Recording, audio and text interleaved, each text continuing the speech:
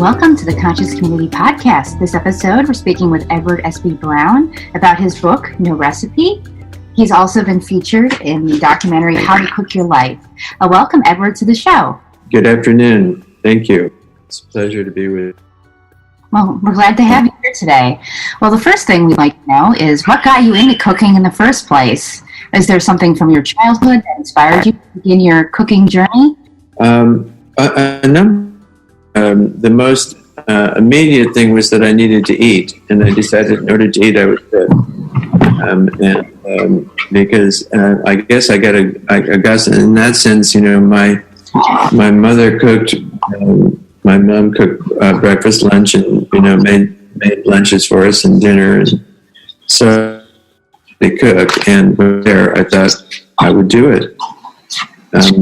But I also, had a number of experiences growing up. I think when I was 10, I visited my aunt in Falls Church, Virginia, and my brother and I, after sightseeing in Washington, D.C., would come back, and her would be full of, they would be aromatic with the smell of fresh baked bread.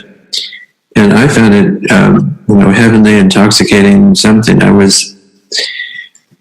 And she served the bread with butter, which we had margarine in my family, so it was so delicious, and both the aroma and the flavor, the taste, the sense of satisfaction from eating it.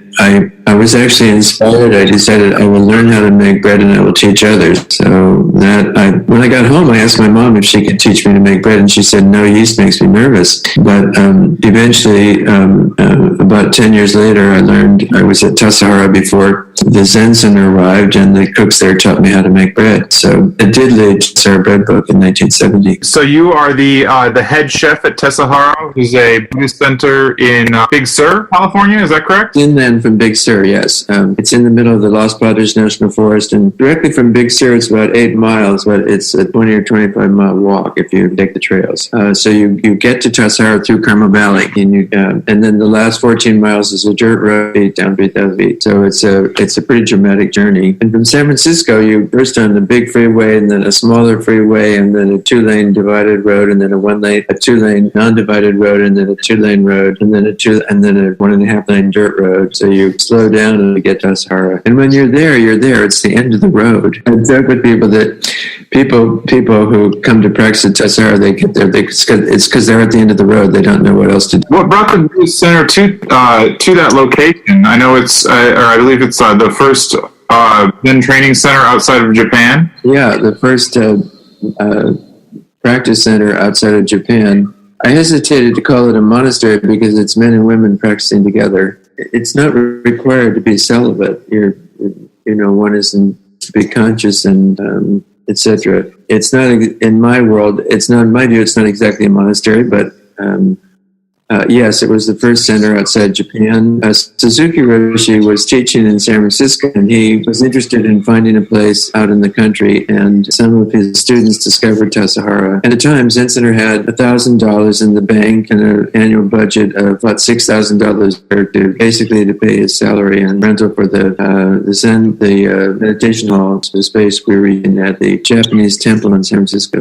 So when it turned out we could buy Tassajara, Zen Center had to raise $1,000 in a couple or 3 months. And the most fun thing, aside from the garage sales and car washes that people endeavored to raise a little money here and there was what was called a Zenefit, and there was a benefit rock band concert at the Avalon Ballroom in San Francisco called the Zenefit, and it was the Jefferson Airplane, the Quicksilver Messenger Service, and Big Brother. And but the tickets in those days, 1967, 66, I think the tickets were like $2. With 1,000 people, we got $1,800.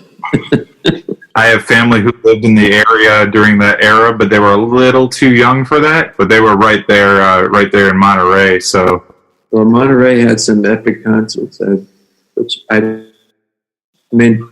was mostly at Tassajara during the epic years.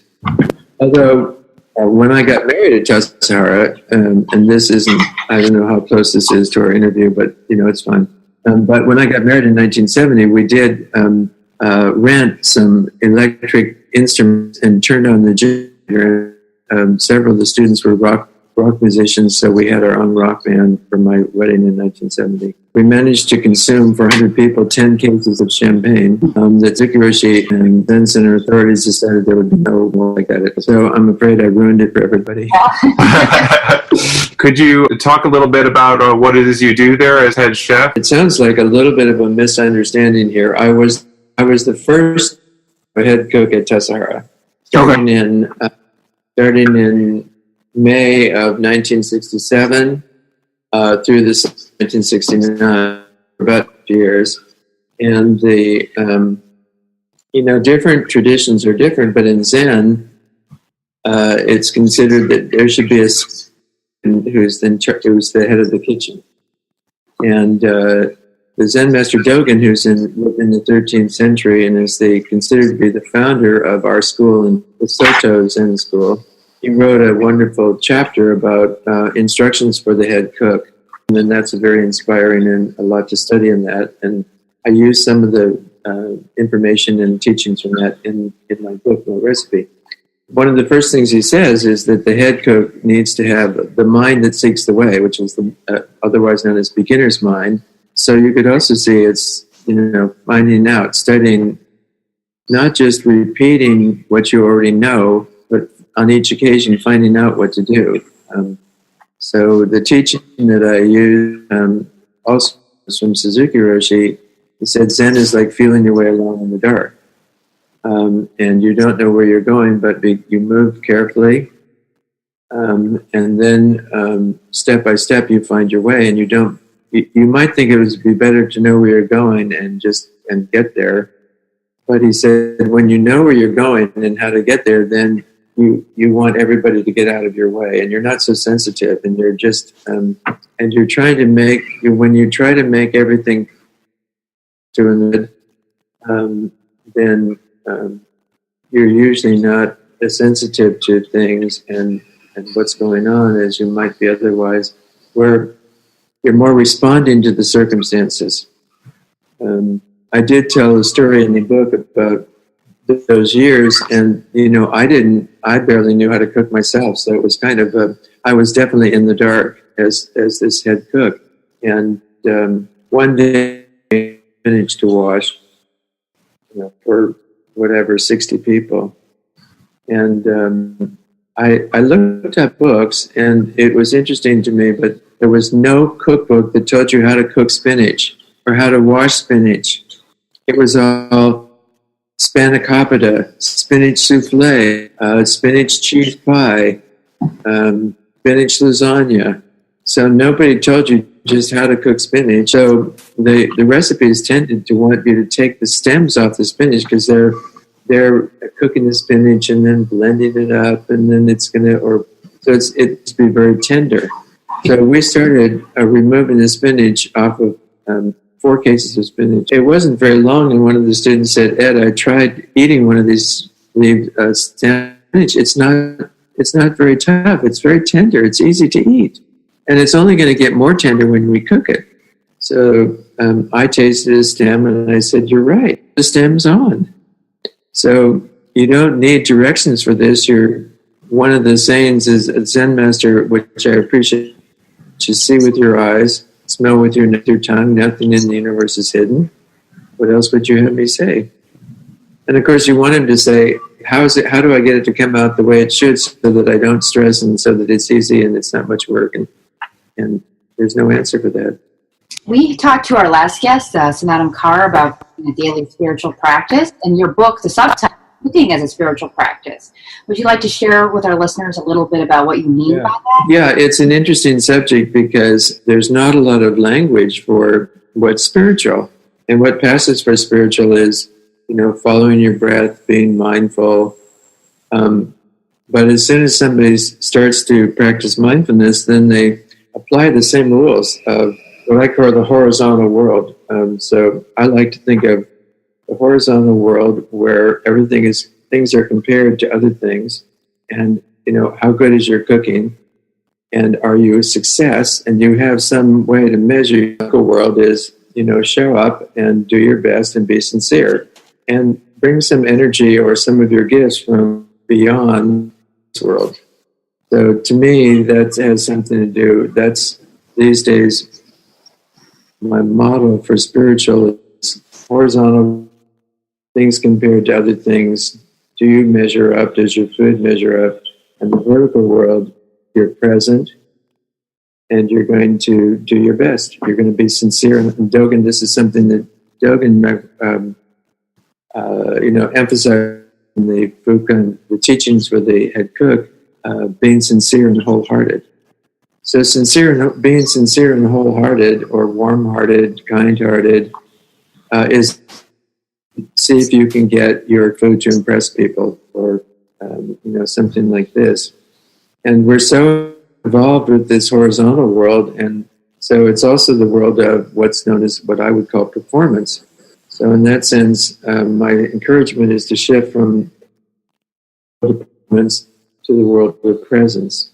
You show up and you take care of what needs to, and you your eyes, smell with your nose, taste, and you respond to the world as it's arising, and you respond and take care of it, and do what you can to bring out the best in yourself and others. But bringing out the best doesn't mean that then at the end you compare your best, people's best, and see whose best is better than Now you're back. If you do that, you're back in the horizontal world. So at the end of the day, you then rather than cooking in order to gain praise or gain acknowledgement or gratitude or appreciation, you're cooking to make a gift. Cooking to, in the spiritual sense, make an offering, from beyond, from the divine, from source. You refer to that, you're making an offering into this world. So I appreciate that kind of making an gift, rather than thinking I'm going to do this in order to gain.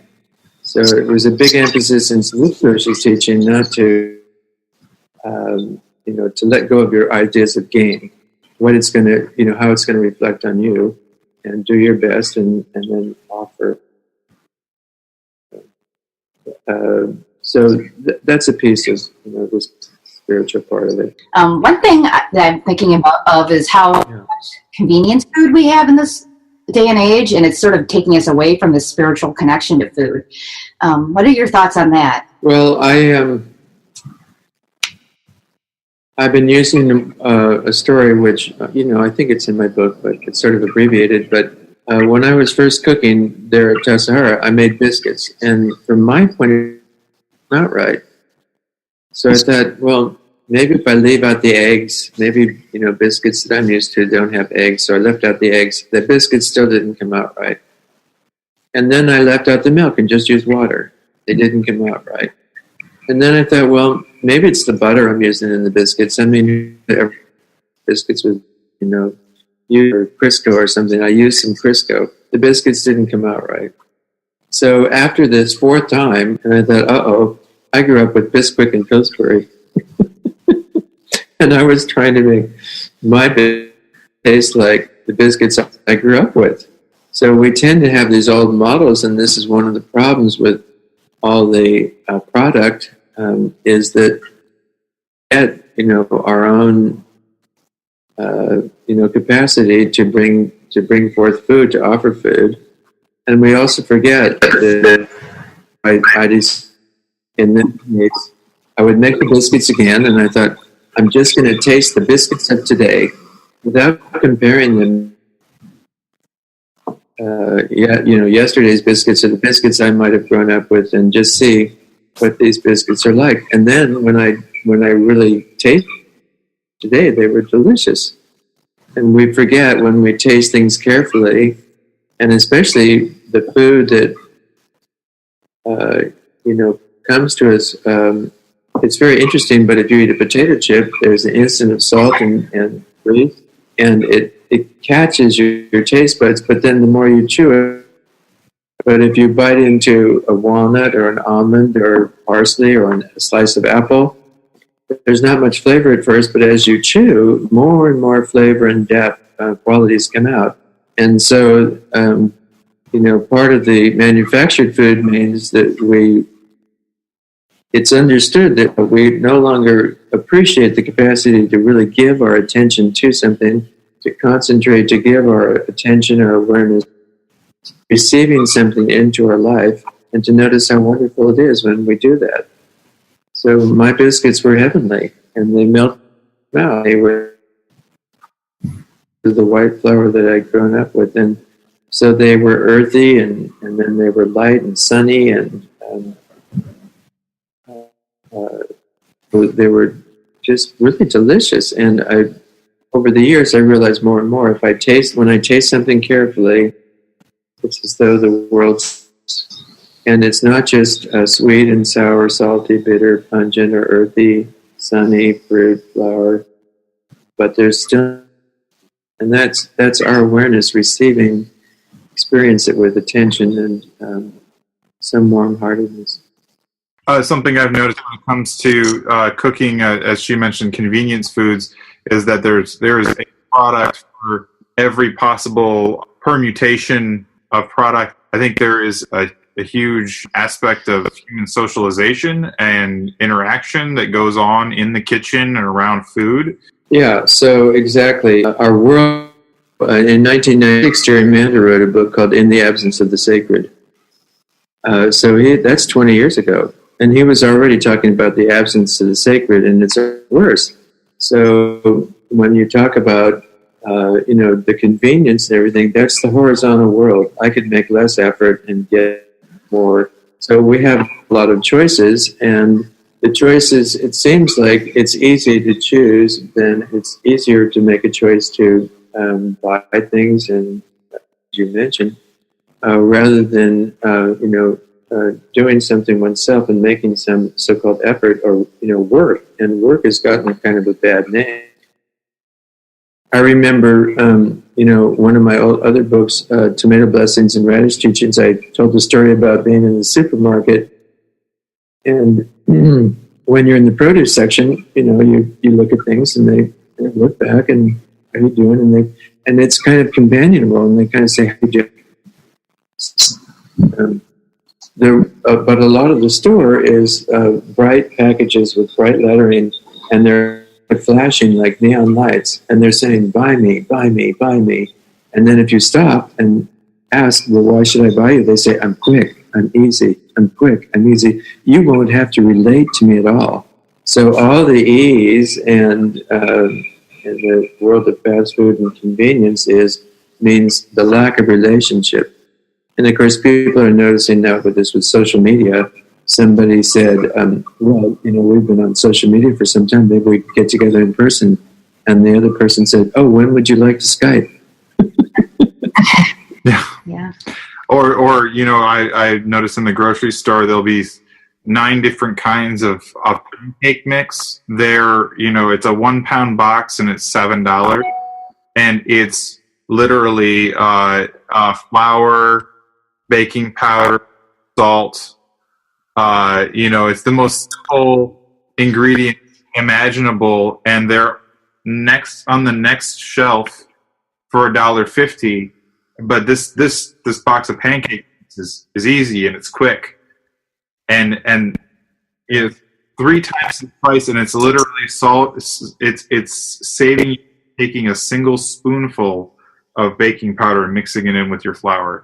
Or like breaking an egg into it. It is like they've made these tasks that are astonishingly simple because of the marketing, the constant repetition about how hard it is to do things the old-fashioned way. They've made the smallest task seem like people are helpless and they're unable to accomplish. And it's just like I feel like hearing that on so many different levels in society is just like, people are helpless, like they can't do the smallest thing for themselves. At some point, we all are making choices, and at some point, we choose to make a choice to cook, or to find out how to do something that we don't know how to do. My favorite story about that is a friend of mine who used to take care of my daughter, who's now 45, and when she was a few months, between 1 year and 2 years old. And I never knew at the time, but I found out about 15 years later that during that time she'd been bulimic. do. And she went to see a therapist, and after a year or two, the therapist fired her and said, "I'm not working with you anymore. You have too much resistance." And she went to see the guru, and the guru was not a good person to be with. And she was trying Zen, when I met her. And she said that what happened is one day she realized, if anybody's going to do this, if anybody's going to figure this out for myself. And she decided, okay, I'm going to figure this out for myself. Very intimidating. She says, I have no idea where I got that much confidence in myself because I'd never been able to figure it out. Why would I figure it out now? But she would figure it out, and then she studied. It took her about 4 years, and she kept eating notebooks each meal. And one of the things, of course, one of the main things she noticed was that just when she was observing and studying what to do, she noticed many more feelings than she had been having before. She noticed anger. She noticed sexual desire. She noticed, shame. All the things the feelings that she used to just eat instead of feeling the feelings.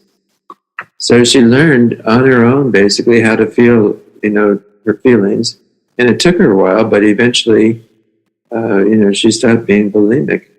So this is true with cooking too, or any number of things. It's so powerful, big, but we're also in a culture then of low self-esteem, and the sense of I can't do it as well as other people, and I'm comparing myself to these other people who seem to be able to do it so much better, or they know how to do that. And I do something that's easy rather than taking on the task of learning something I don't know. So again, I appreciate where Suzuki said Zen is to feel your way in the dark. And then you find your way. It's not quick, it's not easy. Like the fast food products, I'm quick, I'm easy, you won't have to relate to me. But, we're also talking then about when you make this kind of decision to find out for yourself, you're talking about relationship. And the world of relationship is much more analogous to the spiritual world than the horizontal world is not relationship. It's compared to that, and on what scale is which better. But it's not how to interact with or some you don't know how to talk to yourself, that you don't know how to be with, your low self-esteem, your own issues. You don't know how to be with that, so you just much.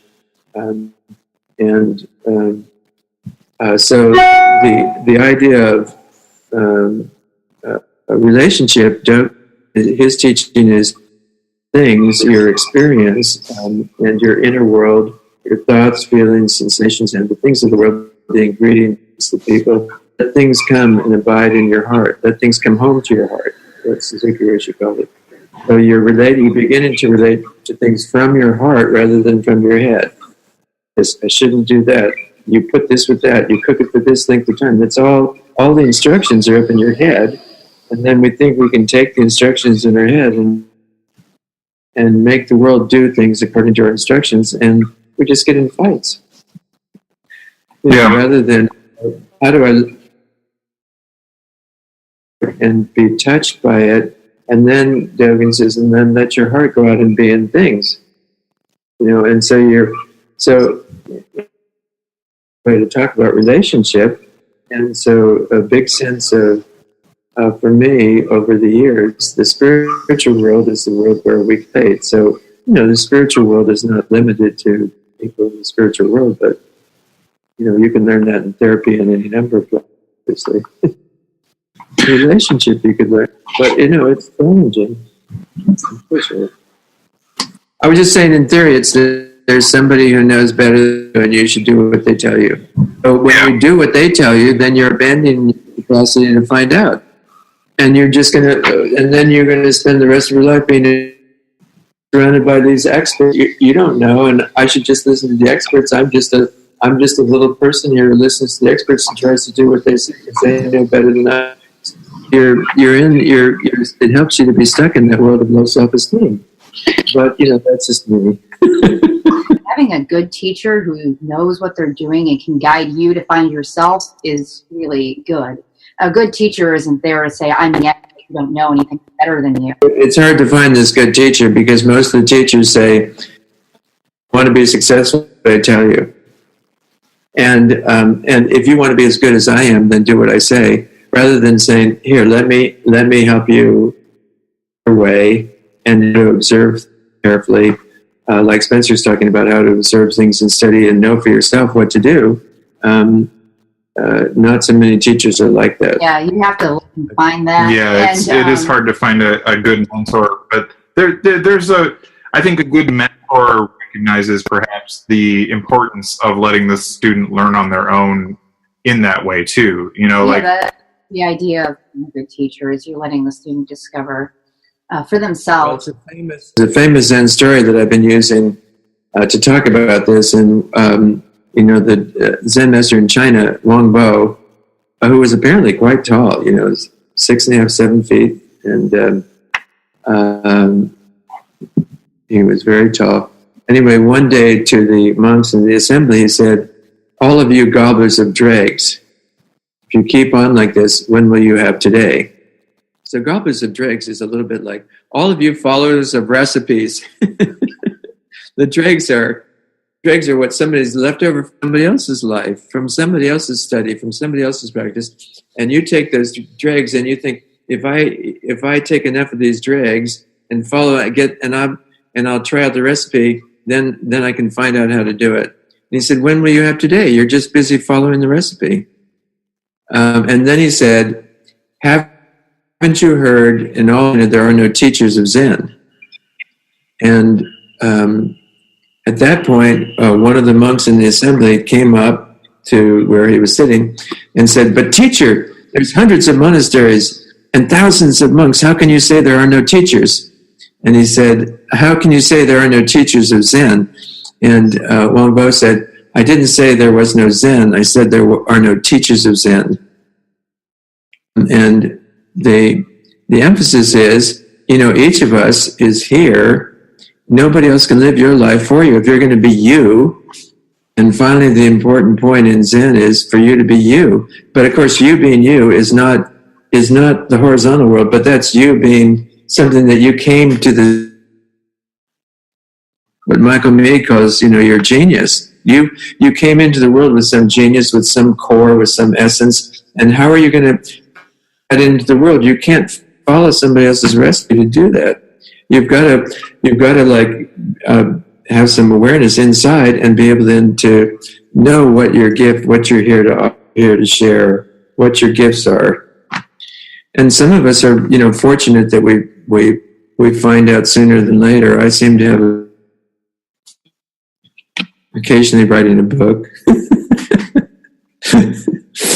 But to me, that's very important. Whether it's in cooking or anything else, that Zen is kind of, I've always thought it was kind of synonymous with like the Tao, the way, it's it's very hard to explain to someone who comes from a very Western perspective, but like when I'm doing any task, whether it's cooking or working, it's like I apply the same principles and it will lead me to eventually a mastery of that task, and you just respond to the way things are instead of trying to assign these recipes to everything. Yeah, so coincidentally, I recently was recalling a study done by, and see, this is now science, right? There's a study, Richard Wiseman, Englishman, started to do it. He studied for 10 years or more what he called luck. And he wanted to see if, is there such a thing as luck? And is there such a thing as, if a black cat crosses your path, if you walk under a ladder, does your luck change, etc. So they tried out a lot of things like that, which are, luck is superstition. But then he decided to to start a big study, and he got 400 people to volunteer for his study on luck. And the 400 people were either lucky or self-professed unlucky. They kept losing jobs. They had accidents. The unlucky people.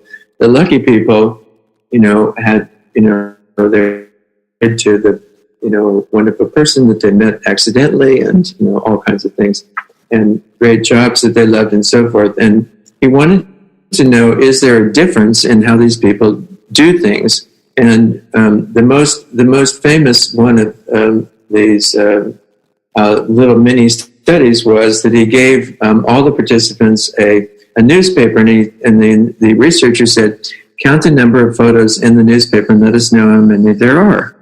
So the unlucky people took somewhere over 2 minutes, between 2 and 3 minutes, and told them the number of photographs. The lucky people glanced at the newspaper for 10 or 15 seconds and turned it back and said there are 43 from the newspaper.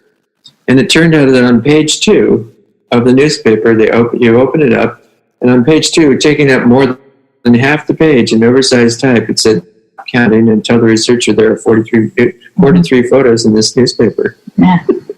And the people who were so intent on following the recipe, the instructions, the doing what you're supposed to do, to count the photos, that's what I'm going to do it. They wouldn't even notice. Oversized 2 inches high print, stop counting. Tell the researcher there's 43 photos.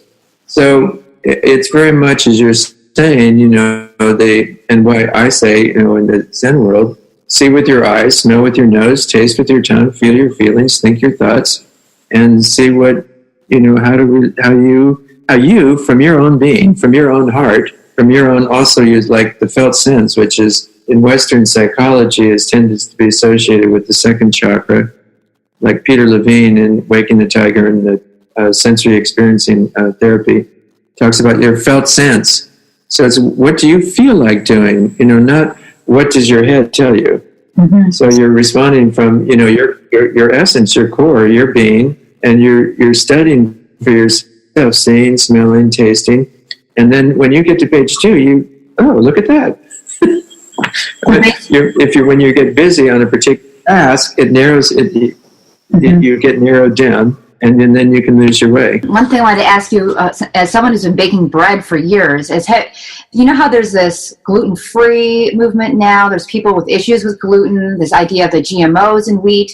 Do you see that happening with the ingredients? Do you see a cause effect there, or what do you think about that movement and those ideas? The wheat belly, etc. It's all kind of amusing to me, partly because my partner Margot,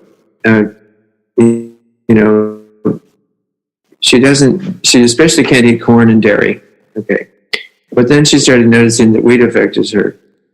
And I found this, and then I started noticing, well, wheat's affecting me too. I feel full but hungry, which I think sometimes people say you're bloated. It's not that I'm sick. I'm just feeling kind of like, I'm full, but I'm hungry, and it feels like there's this extra weight in my abdomen. But we both found that we can eat the bread in Europe. Mm-hmm. So mostly around my house now, I'm not making much bread except for dinner parties. I make olive oil bread because I find it quite delicious, and I can decorate the tops with sliced green olives and some coarse salt, and it's a nice dish to begin the meal and have available for people. And last summer I did get what I found to be a good non-gluten bread, which had a lot of seeds. It had chia seeds and psyllium seed and I don't know, a bunch of things. And I've tried it out. It's quite good. Sesame seeds, you grind them up, and I forget, rice flour, almond flour, I forget, but it was rather good, delicious, and not too heavy. And so, but that said, I mostly have the feeling for myself. I don't know, people can do what they choose. I mostly have the feeling for myself. If you want bread, then make bread. Mm-hmm. And if you don't want bread, then why try to make something that might be bread? It's very easy to cook gluten-free or vegetarian or vegan, if you just eat food that is that way already, instead of trying to recreate your bacon cheeseburger on a bun out of vegan, gluten-free ingredients. You know, like we had pho for dinner yesterday, and, you know, it's absolutely delicious soup, and it's totally gluten-free, and you can just get it with no meat and or make it with vegetable broth, and it's vegetarian, and there's nothing missing from that soup. And but if you want to try and make a bacon cheeseburger, well, you're going to use all these substitutes, and it's really time intensive, and it doesn't really quite taste right. And, you know, Thai food, Indian food, everything. This is, again, you know, when I started, you know, the other thing you reminded me of is I at some point I really shifted in my cooking, because if you start with an idea of I'm going to make this, but I'm not going to use these ingredients, you're starting with a concept. And then it gets you start to struggle, because where are the ingredients? What ingredients do I use? Where do I find them? Oh, and then I was at Tassajara. It's 2 hours at least to the grocery store, each direction. So you say, like, well, we're going to use what we have. We're not going to go shop.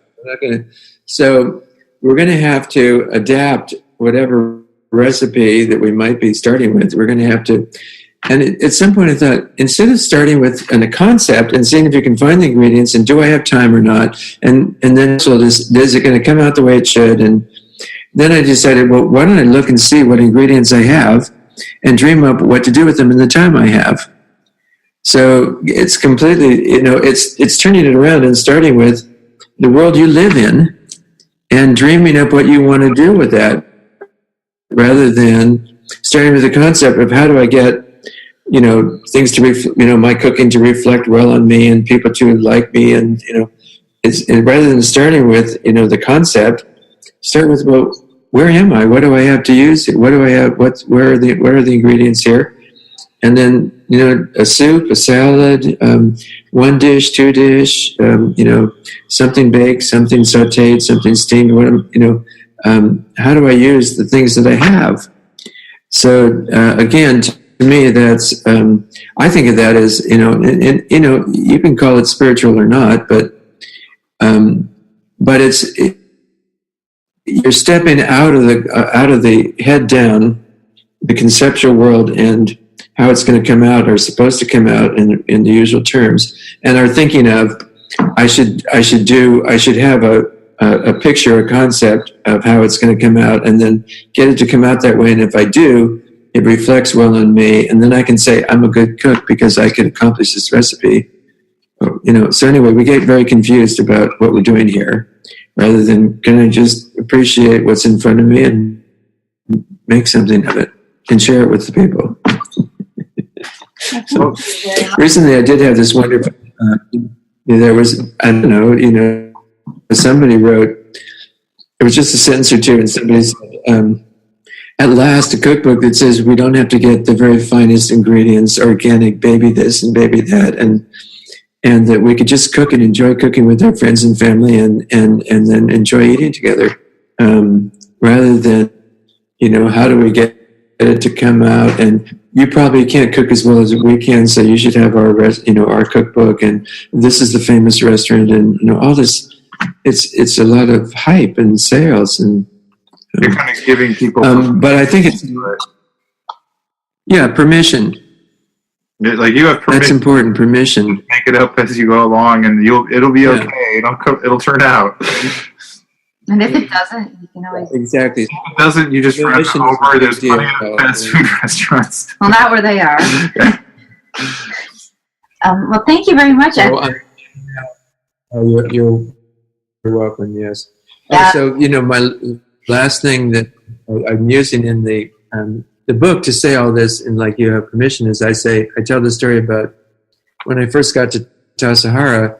The people working in the kitchen there said, "We don't use salt." And I said, "What do you mean?" They said, "Well, salt's bad for you." And I said, "Really?" They said, "Well, yeah, it's bad for you." So I said, "How do you, like what?" And they said, "It's bad for you." Anyway, I went to see Suzuki Roshi because I didn't want to just disobey the local norms. And Suzuki Roshi, I said, they say I can't use salt. And Suzuki Roshi said, Ed, you're the cook. You can do what you want. Oh. So I like this expression. You're the cook. When you're in my kitchen, we can talk about how I do it, and you can see if you want to do it my way. And it's my kitchen, so you give a little. When you get home and you're in your kitchen, you're the cook, and that's a kind of permission. That's my short phrase. You're the cook is my short phrase for you have all to do it your way and find your way as you go along and see how it comes out. And maybe the next time you do something differently, you see what you learn along the way. So, all right. Well, thank you so much. Thank you.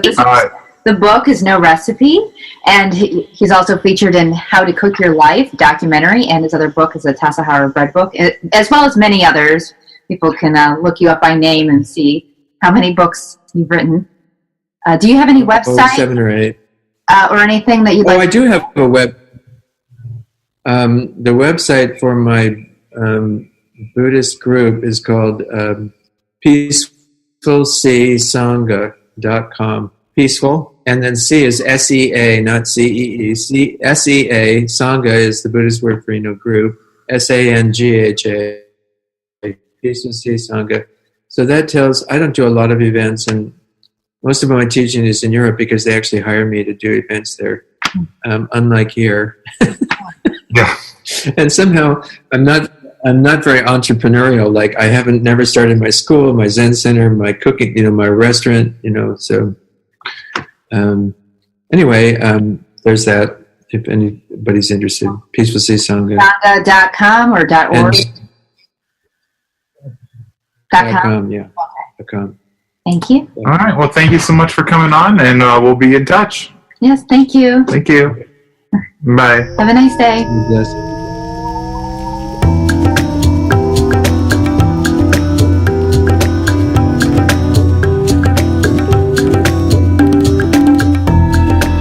Thank you for joining us for the Conscious Community Podcast.